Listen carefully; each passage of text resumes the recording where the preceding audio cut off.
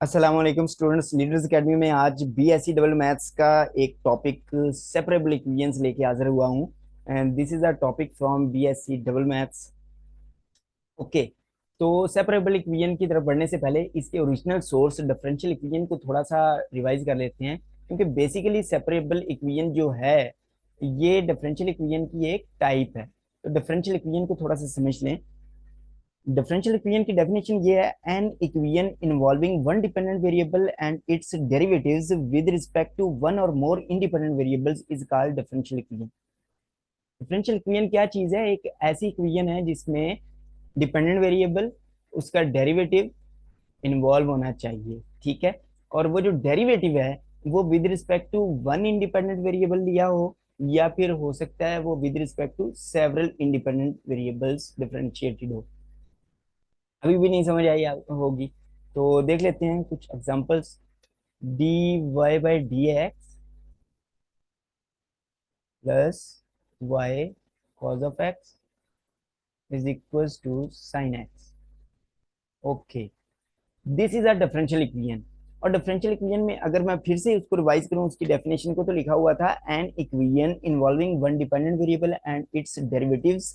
तो क्या वो कंडीशन पूरी हो रही है? यस, हो रही है। डिपेंडेंट वेरिएबल है और उसका डेरिवेटिव भी है।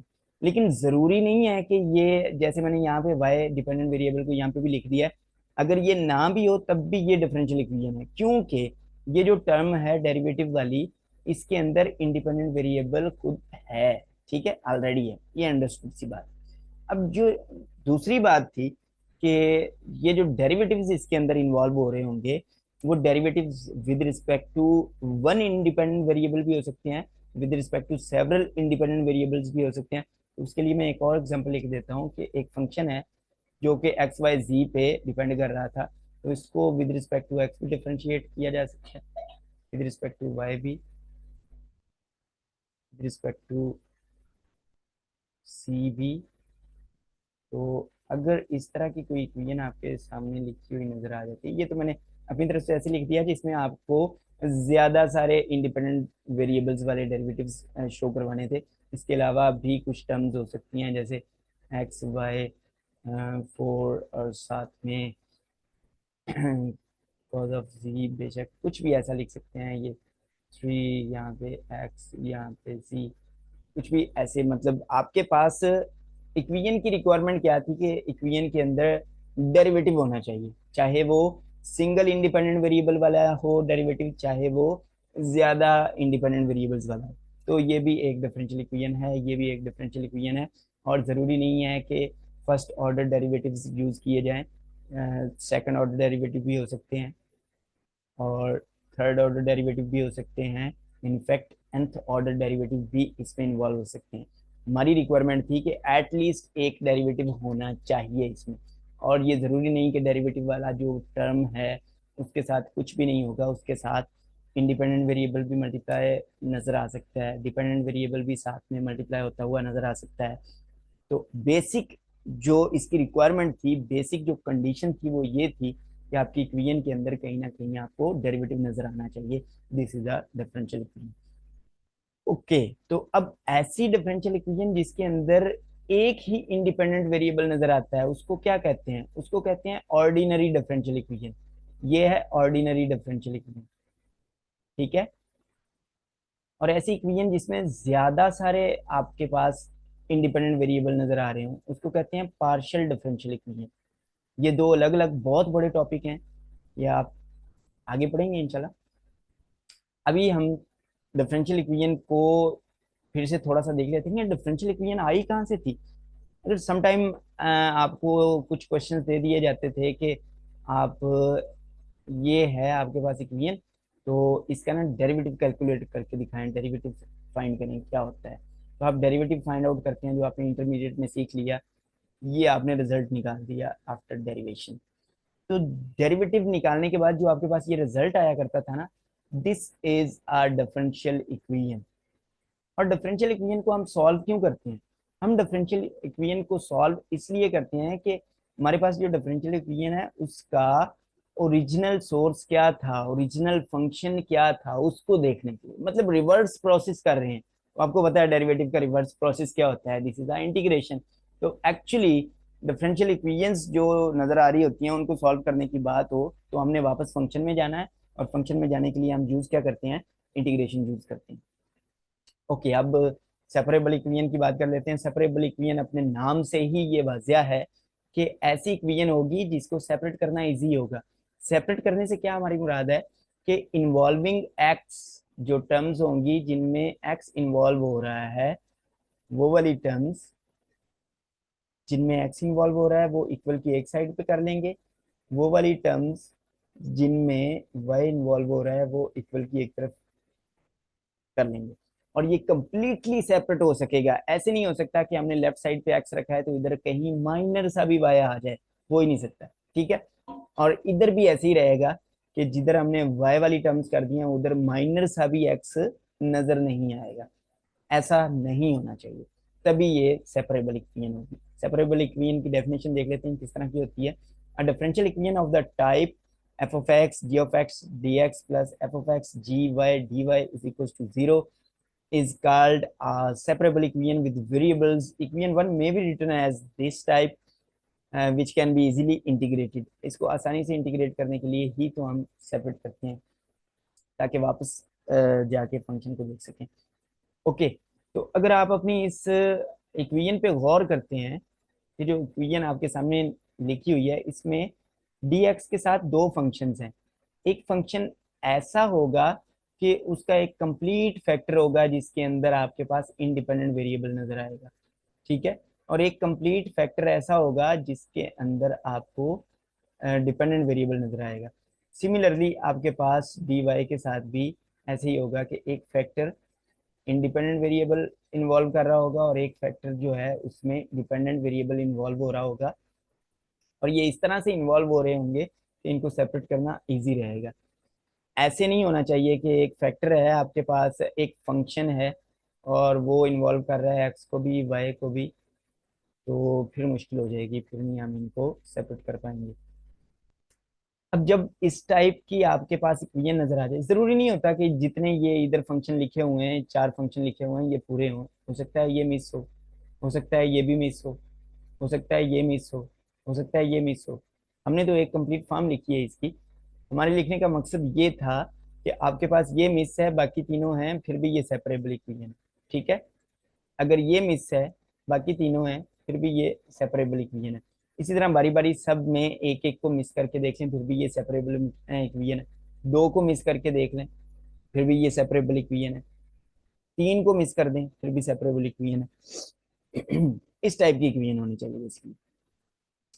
ओके, तो अब अपनी आप इक्वेशन को देखें, dx के साथ जहां पे y वाला फैक्टर नजर आएगा ना, उस फैक्टर को आपने पकड़ लेना।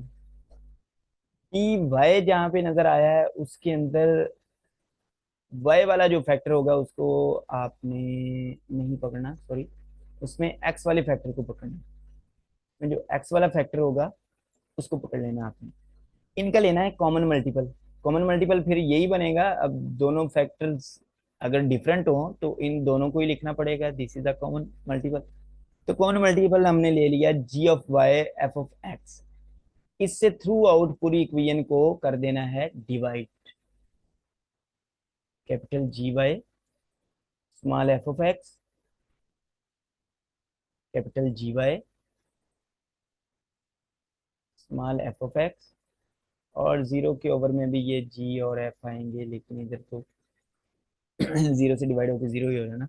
अब देखें ये जी वाई कट जाएगा, ये एफ ऑफ एक्स कट जाएगा, और आपके पास कंप्लीटली सेपरेट होके ये दोनों टर्म्स आ गई हैं। और ये जब सेपरेट हो गई हैं तो अब यहाँ से तो आप इजीली इसको दूसरी साइड पे वाई वाली टर्म्स को लेके जा सकते हैं। जब आपके पास minus G of Y over capital G of Y ये बन जाएगा, और इनको आप फिर इंटीग्रेट कर सकते हैं बड़े इजीली। इंटीग्रेट करके वापस आपके पास वाई फंक्शन आ जाएगा कि बेसिकली ये फंक्शन था क्या। ओके, तो अब हम क्या करते हैं, अब हम देखते हैं इसके लिए एक एग्जाम्पल। एग्जाम्पल है हमारे पास D Y by D X is equal to X square by Y. इसको हमने सॉल्व करना है। करेंगे क्या, हम इसको सेपरेट करेंगे, तो क्रॉस मल्टीप्लीकेशन कर दें सीधे सीधे, तो बड़ी इजीली हो सकती है ना सेपरेट। तो Y D Y is equal to X square D X. अब अगर आप इसको इंटीग्रेट करते हैं, इंटीग्रेशन अप्लाई कर दें दोनों साइड्स पे, ठीक है। जब इंटीग्रेशन करेंगे तो आप इंटीग्रेशन तो जानते हैं इनकी क्या है कि Y square by two is equal to X cube by three plus C a constant. इसको C1 2 3 कुछ ऐसा लिख लिया करें, अगर ओवर में कुछ इस तरह के नंबर आ जाएं तो मतलब अगर मैं C1 लिख देता हूँ तो बाद में इसको एक C कांस्टेंट कहना आसान हो जाएगा। अब ये नीचे आपके पास 2 3 एलसीएम अगर लेते हैं तो एलसीएम हमारे पास 6 है, 6 से थ्रू आउट इक्वेशन को मल्टीप्लाई करते हैं। इधर 6 से मल्टीप्लाई करने से हमारे पास क्या आएगा,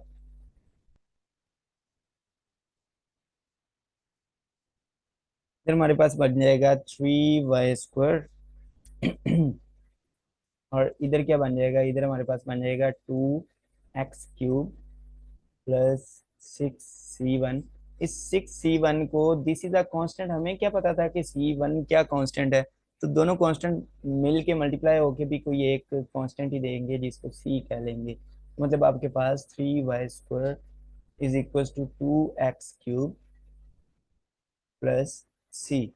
this is a your function, ठीक है। ये आपके पास एक्चुअली फंक्शन था जिसकी डिफरेंशियल इक्वेशन दी हुई थी। तो अब रिजल्ट भी देख लेते हैं कि इसका रिजल्ट उन्होंने क्या दिया हुआ है। रिजल्ट शो कर दें जी, तो हमारा रिजल्ट यही था। Okay, where C is a constant. C constant, ये आपको पता है कांस्टेंट ऑफ इंटीग्रेशन इन्वॉल्व करवाना होता है जब आपके पास इंडेफिनिट इंटीग्रल्स होते हैं, तो कांस्टेंट की इन्वॉल्वमेंट जरूरी होती है। ओके, तो अब एक प्रॉब्लम देखते हैं। प्रॉब्लम जो है ये कंप्लीट ऐसा है जिस तरह की मैंने आपको इक्वेशन लिख के दी थी। तो आप इस प्रॉब्लम को अब गौर से देख लें। इस प्रॉब्लम में क्या एक फैक्टर ऐसा है जिसमें आपके पास एक्स इन्वॉल्व हो रहा है, वाई तो नहीं है, ठीक है। इसमें इंडिपेंडेंट वेरिएबल है, ठीक है। इसमें डिपेंडेंट वेरिएबल है, इसमें ये वाला जो फैक्टर है इसमें डिपेंडेंट वेरिएबल है, और ये वाला जो फैक्टर है इसमें इंडिपेंडेंट वेरिएबल है। मैंने क्या कहा था कि आपके पास जब डी एक्स के साथ वाले जो है ना, उसमें जहां पे वाई आ रहा है इसको पकड़ लेना है। इधर डी वाई वाले में जहाँ पे एक्स वाला फैक्टर आ रहा है उसको भी पकड़ लेना है। तो हमारे पास एक कॉमन मल्टीपल आ जाएगा। कॉमन मल्टीपल क्या आया है, वाई स्क्वायर प्लस 4। और ये इनको मैं जरा इस इक्वेशन के नीचे लिख देता हूँ, यही क्या लिखेंगे, वाई स्क्वायर प्लस 4 और x square plus 5x plus 6। और इधर भी नीचे यही लिखेंगे, वाई स्क्वायर प्लस 4 और x square plus 5x plus 6। और जीरो के नीचे भी इधर यही लिखेंगे। ओके, तो देखें क्या क्या कटता है, ये इधर कट गया और यहाँ से क्या कटेगा, यहाँ से ये कट रहे हैं। तो हमारे पास किस टाइप की इक्वेशन बन रही है, हमारे पास बन रही है 3x plus 8 over x square plus 5x plus 6, साथ में dx है माइनस, ये बन रही है हमारे पास 4y/y स्क्वायर प्लस 4, साथ में dy है इक्वल टू 0। अब अगर आप देखें कि इस टर्म को इक्वल की उस तरफ लेके चले जाएं तो पॉजिटिव नहीं हो जाएगी, तो हम यूं कर लेते हैं इसको इधर से मिटा देते हैं और यहाँ पे बोला। ओके, तो अब तो हम इनको इजीली इंटीग्रेट कर सकते हैं। तो इंटीग्रेशंस तो आप जानते होंगे कैसे करते हैं। राइट साइड वाली इंटीग्रेशन बहुत ही इजी है, नज़र आ रही है क्या होनी चाहिए थी, ये इंटीग्रेशन कैसे आ रही है राइट साइड पे तो आपके पास ऊपर डेरिवेटिव मौजूद है ना, ये नीचे वाले फंक्शन का, तो वो नेचुरल लॉग वाला रूल लग जाएगा। जब डेरिवेटिव आपका ऊपर होना चाहिए था 2 बाय, तो आप राइट साइड को थोड़ा सा इस तरह से एक्सप्रेस कर सकते हैं, ये जो 4 है इसको 2 कर सकते हैं। तो ये वाली साइड तो आपकी इंटीग्रेट हो जाएगी बड़े इजीली। और इंटीग्रेशन इसकी क्या आएगी, आफ्टर इंटीग्रेशन आपके पास ये बनेगा 2 natural log of Y square plus 4। Okay, और कांस्टेंट ऑफ इंटीग्रेशन भी इधर इन्वॉल्व करवा लेते हैं, वो ऐसे लिखते हैं। ठीक है, अब ये जो लेफ्ट साइड वाली इंटीग्रेशन है ये थोड़ी सी रिवाइज करने वाली चीज है। आपको याद होगा कि हमारे पास था इंटीग्रेशन इन्वॉल्विंग पार्शियल फ्रैक्शंस। तो यहाँ पे तो इतना बड़ा जो फंक्शन है इसका मुझे नहीं नजर आ रहा कि नीचे वाले फंक्शन का ऊपर डेरिवेटिव भी मौजूद है। तो इसको पहले पार्शियल फ्रैक्शन करके छोटी छोटी फ्रैक्शंस में कन्वर्ट करके लेके आना पड़ेगा, फिर उसके बाद ये सॉल्व हो सकेगा।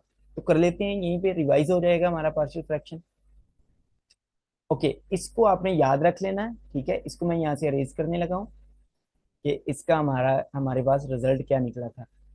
इसको रेज करके हम जस्ट इसी की इंटीग्रेशन देखते हैं कि इसकी इंटीग्रेशन इतनी लंबी चौड़ी करनी है, उससे पहले इसकी पार्शियल फ्रैक्शन कर लेते हैं। पार्शियल फ्रैक्शन करने का मेथड क्या था कि हमने इसको नीचे वाले को देखते हैं फैक्टर वाइज ये क्या बन रहा है। ये फैक्टर वाइज एक्चुअली बन रहा है 2x 3x कर देंगे तो x+2 और x+3। फैक्टराइज तो कर सकते हैं ना क्वाड्रेटिक इक्वेशन को। तो मतलब आपके पास यहाँ पे x+2 और x+3 है। ओके, अब अगर आप इसको पार्शियल फ्रैक्शन करने जा रहे हैं तो आपको क्या करना पड़ेगा, दो फैक्टर्स हैं इधर, दो कांस्टेंट इंट्रोड्यूस करवा के दोनों फैक्टर इसके नीचे लिखेंगे, x+2 इधर x+3।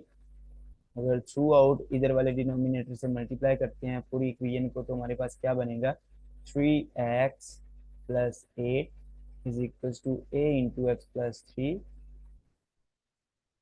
और c इंटू x+2 बनेगा। और फिर हम क्या करेंगे कि ये जो डिनोमिनेटर्स हैं इनको जीरो के इक्वल बारी बारी रख के हम x की वैल्यूज निकाला करते हैं और वैल्यूज इसके अंदर सब्स्टिट्यूट करके देखा करते हैं कि हमारे कांस्टेंट्स की वैल्यूज क्या आ रही हैं। तो पहली वैल्यू हमारे पास क्या बन रही है, अगर x+2 को जीरो के इक्वल रखेंगे तो x इज इक्वल टू -2 आ रहा है। तो यहाँ पे -2 सब्स्टिट्यूट करके देख लेते हैं, हमारे पास बन जाएगा कि ये -2 + 3 एंड ये सी वाली टर्म तो जीरो ही बन जाएगी। ओके, तो हमारे पास इधर है ए और यहाँ पे क्या बन रहा है 2। मतलब ए वाली जगह पे हमारे पास 2 आ गया है, ये 2 आ गया यहाँ पे ए वाली जगह पे। अब फिर हम क्या करेंगे, अब हम देखेंगे कि और वैल्यू क्या इसमें सब्स्टिट्यूट होनी है। दूसरी वैल्यू जल्दी से आप देख सकते हैं क्या बनेगी, x इज इक्वल टू -3 बनेगी। इसको जब हम जीरो के इक्वल रख के x की वैल्यू निकालेंगे इज इक्वल टू -3, -3 इसमें सब्स्टिट्यूट करेंगे, फिर हमारे पास ये वाली तो जीरो आ जाएगी टर्म और ये क्या बनेगा c, यहाँ पे -3 + 2। तो इधर इस साइड पे बन रहा है -c और इस तरफ बन रहा है -1। तो माइनस माइनस से कैंसिल आउट होगा, तो सी वाली जगह पे क्या आ गया हमारे पास।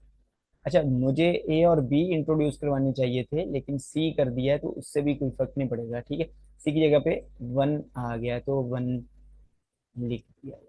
ओके, तो अब हमारी ये जो इतनी बड़ी फ्रैक्शन थी वो छोटी फ्रैक्शन में कन्वर्ट हो चुकी है, दो छोटी फ्रैक्शंस आ गई हैं। ये हमारी लेफ्ट साइड वाली इंटीग्रेशन थी जिसका हम प्रोसेस अभी तक कर रहे हैं। तो देखते हैं इसको जब हम इंटीग्रेशन अप्लाई करते हैं तो इंटीग्रेशन दोनों की सेपरेटली अलग अलग आ जाएगी। ठीक है, इंटीग्रेशन रूल्स आप जानते होंगे। तो क्या बनेगा, 2 natural log of x+2 and natural log of x+3। अच्छा, अगर आपको याद हो तो एक तरफ y वाले जो डेरिवेटिव्स निकले थे, इंटीग्रल्स के रिजल्ट्स निकले थे, वो क्या थे, वो मैं याद करवा देता हूँ। वो थे हमारे पास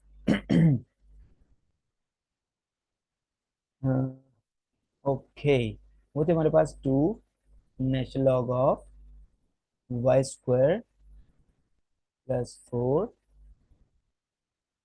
और कांस्टेंट ऑफ इंटीग्रेशन भी लिया था सी। ओके, ये हमारे पास इंटीग्रल आ गया है, इसका हमने ठीक से इंटीग्रेशन कर ली है। इसको थोड़ा सा लॉग की प्रॉपर्टीज को भी यूज करने के लिए अगर यूं करते हैं कि ये जो यहाँ पे लिखे हुए हैं साथ में कोफिशिएंट से, ये अंदर लॉग की प्रॉपर्टी में है, तो यहाँ से शिफ्ट होके यहाँ इधर पावर में लिखे जा सकते हैं। तो वो कर लेते हैं। मतलब हमारे पास हो जाएगा natural log of Y square plus 4 whole square natural log के अंदर, ठीक है, plus natural log of C is equal to natural log of X plus 2 whole square और plus natural log of X plus 3। And अगर log की properties को आप देखें तो प्रॉपर्टी ये थी कि जब दो टर्म्स लॉग वाली ऐड हो रही होती हैं तो वन टाइम लॉग लिख के उन दोनों टर्म्स को अंदर इन मल्टीप्लिकेशन फॉर्म लिख लेते हैं। मतलब हमारे पास एक टर्म है Y square plus 4 whole square साथ में सी, ये आ जाएगा, ठीक है। और इधर क्या लिखेंगे, natural log of X plus 2 whole square plus multiply, sorry multiply X plus 3। तो यहाँ पे आपका लॉग कट जाता है, तो इसका मतलब आपके पास सिंपली हमारे क्वेश्चन का आंसर क्या बन रहा है। थोड़ा सा रेस कर लेते हैं। ओके, हमारे क्वेश्चन का आंसर ये बन रहा है कि Y square plus 4 whole square साथ में C is equals to X plus 2 whole square X plus 3, ये आ रहा है हमारे पास। ओके, ये आपका रिजल्ट आ गया, जैसा क्वेश्चन था उसके मुताबिक रिजल्ट आ गया। लेकिन फॉर एग्जांपल आपको वो बाउंड्री कंडीशंस भी दे देता है। बाउंड्री कंडीशंस ये होती हैं कि समटाइम्स वो बता देता है कि आपका अगर x की वैल्यू ये हो तो y की वैल्यू ये होगी। उसका हमें फायदा क्या होता है, उसका फायदा ये होता है कि ये जो हमने कांस्टेंट ऑफ इंटीग्रेशन इंट्रोड्यूस करवा रखा होता है ना, इसकी भी वैल्यू हमें पता चल जाती है। मतलब बेसिक रिजल्ट तो हमारा ये है, लेकिन अगर आपके पास उसने इनिशियल वैल्यूज दी हुई हैं, बाउंड्री कंडीशंस दी हुई हैं, तो उनको यूज करते हुए हम सी को भी कैलकुलेट करके इसमें लिख सकते हैं। तो उसने initial value is y of 1 is equal to 2 दी हुई है। मतलब y के अंदर, मतलब y2 आएगा जब इसका इंडिपेंडेंट वेरिएबल x जो था वो 1 होगा। तो 1 सब्सटीट्यूट करके देख लेते हैं। y2 होगा जब आपका इंडिपेंडेंट वेरिएबल x जो है वो 1 सब्सटीट्यूट करते हैं। ओके, तो नीचे से थोड़ा रेज कर लेते हैं। ओके, तो अब हमारे पास ये वैल्यू बन रही है अंदर 2 स्क्वायर प्लस 4, मतलब 8, 8 का ये बन रहा है 64c। और इधर क्या बन रहा है, 3 स्क्वायर होता है 9, 9 इंटू 4 कितना बनेगा 36, कुछ इतना ही बन रहा है ना। ओके, तो ये आ गया 36। तो यहाँ से सी की वैल्यू अगर हम सिंप्लीफाइड वर्जन में लिखे 36/64, ये 36 है, 36/64, इसको थोड़ा सा और सिंप्लीफाई कर देते हैं, ये क्या बनेगा, दिस इज 9/16। ओके, 4 के टेबल पे कटेगा 9/16, तो सी की जगह पे हमने 9/16 सब्सटीट्यूट कर लेना है। ये इनिशियल वैल्यूज को यूज करने का फायदा ये हुआ है कि हमारी जो इक्वेशन हमने वापस कैलकुलेट कर ली है, वापस इक्वेशन चेक कर ली कि क्या थी, उसमें हमारे पास वैल्यू आ गई है 9/16, ये सी की भी वैल्यू है। और ये हमारे पास इक्वेशन जो अभी हमने कैलकुलेट कर रखी है, x+2 स्क्वायर x+3 ये। और अगर आप इसका गौर करें तो हम यूं कर सकते हैं कि ये जो 16 इधर डिवाइड हो रहा है यहाँ पे लिख सकते हैं। तो मतलब आपका रिजल्ट कुछ यूं होगा, 9 into y² + 4 whole square is equal to 16x+2 whole square into x+3। तो अब रिजल्ट चेक भी कर लेते हैं कि क्या हमारा रिजल्ट मैच कर गया है। तो the answer is 16x+2 whole square into x+3 is equal to 9y² + 4x²। तो बहुत ईजी है, इंटीग्रेशन ज़रा ध्यान से करनी पड़ती है और कोई मुश्किल नहीं होती इसमें। इसी तरह कुछ इस तरह के इन्वॉल्विंग क्वेश्चंस भी आ जाते हैं जिसमें आपके पास ट्रिग्नोमेट्री हो। तो ये मैं एक हिंट दे के छोड़ दूंगा आपके लिए, आप इसको सेपरेट कैसे करेंगे। तो ये ऑलरेडी सेपरेटेड ही है, जस्ट वाई को इधर से उधर जाके डिवाइड कर दें और क्या करना है।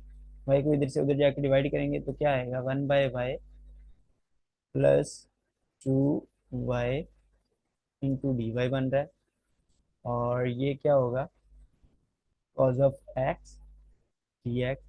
अब जस्ट इंटीग्रेट कर दें, इंटीग्रेशन आपको आती होगी। 1/y क्या होता है, नेचुरल लॉग ऑफ y आएगा, 2 बाय ये y² / 2 आएगा।